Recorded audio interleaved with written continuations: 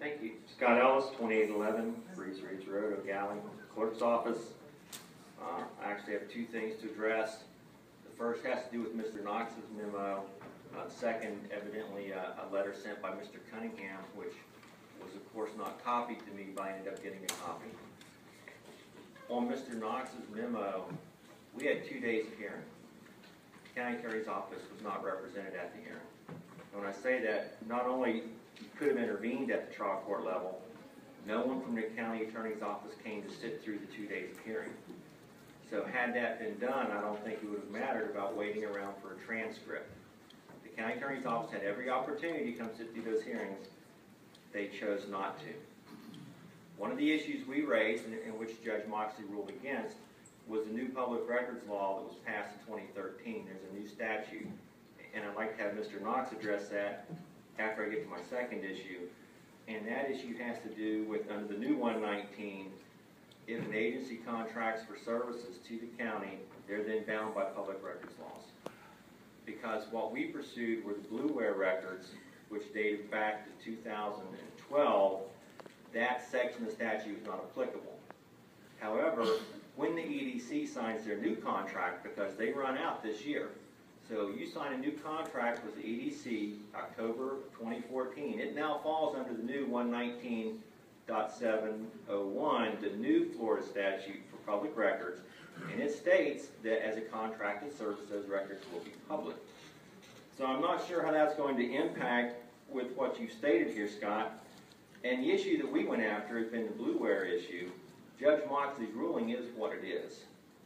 And that gets me, before I come back to you, Mr. Knox, I'd like to address Mr. Cunningham's letter. And I really like the classic of what I deal with the EDC. Mr. Cunningham talks about how irresponsible the clerk's office has been. And I'll quote, "It is past time this community and the commission take initiative to stop the irresponsible action and expenditures of the clerk's office."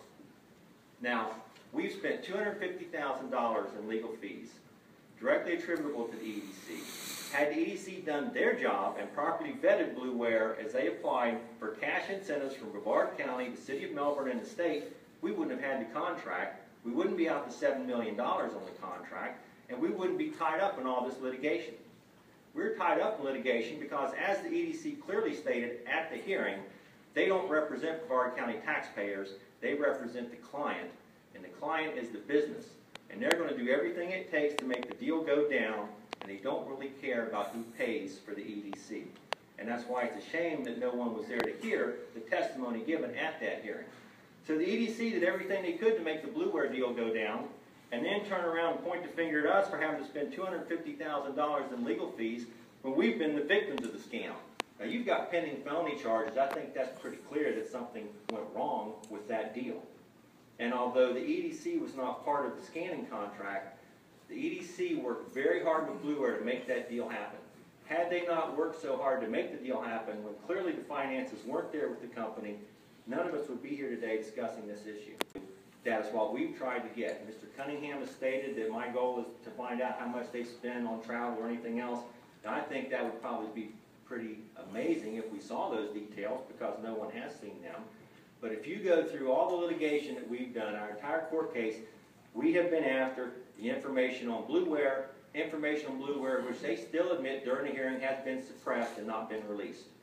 Now that deal goes down over 2 years ago. Felony charges are pending, so I'm not sure what's top secret still about it, but they've admitted at the hearing they still have information they have not released to us. Our court case is very clear on the public records. Had we been given a redacted Blueware file in January of 2013, none of this would have happened either. The EDC said every single piece of paper was confidential. Not some was confidential, all was confidential. And I understand your point, Mr. Knox, although I don't agree with it, but that whole can of worms was opened by the EDC, not by us. We never made the allegation on the public records. We simply tried to get the file.